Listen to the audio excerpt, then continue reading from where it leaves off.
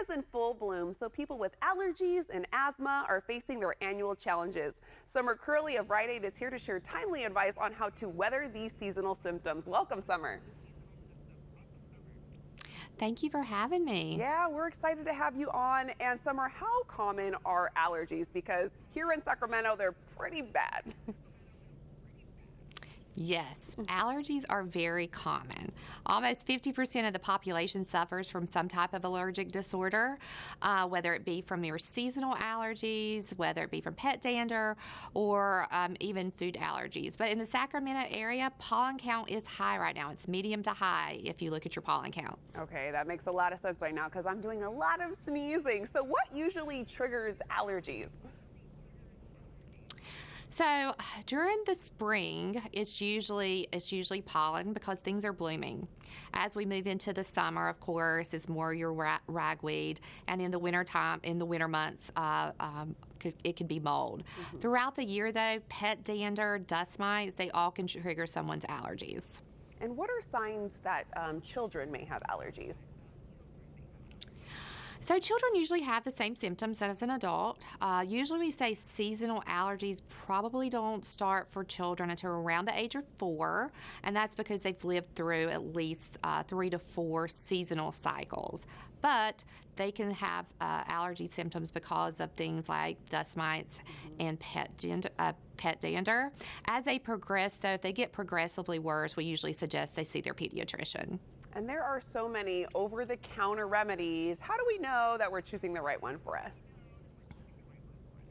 Yes, there are a lot of options over the counter to help. And I always suggest talk to your Rite Aid pharmacist and/or your physician, because first, before they make a recommendation, they need to make sure there's no potential drug interactions if you're taking other medications, or if you have a health condition where you should stay away from certain products. But over the counter, usually antihistamines will help with the itchy, watery eyes, and decongestants will help with that stuffy nose. Okay, and could you tell us more about alternative treatments for allergy symptoms?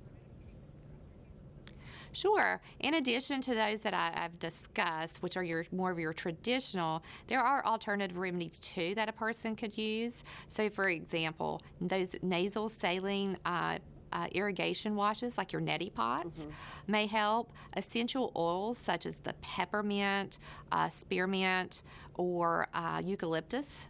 As well as acupuncture. Most people don't realize acupuncture could help with allergy symptoms as well. Oh yeah, I didn't know that at all. So that's good to know, these other alternative treatments that we can try. And do you have any tips for surviving allergies when traveling? Yes. Well, before you travel, you need to know what the pollen count is in the region or area you're traveling to. So the Weather Channel or the WeatherBug app can tell you what pollen counts are based on your travels. Take your medicines with you, and as soon as you have symptoms, start taking the medication. And then there's just some quick tips from a lifestyle modification. So keep windows up. Or keep them closed so that the pollen doesn't get in. Keep them up, of course, if you're in the car. You can wear your hair back if you have longer hair so that the pollen doesn't get in your hair.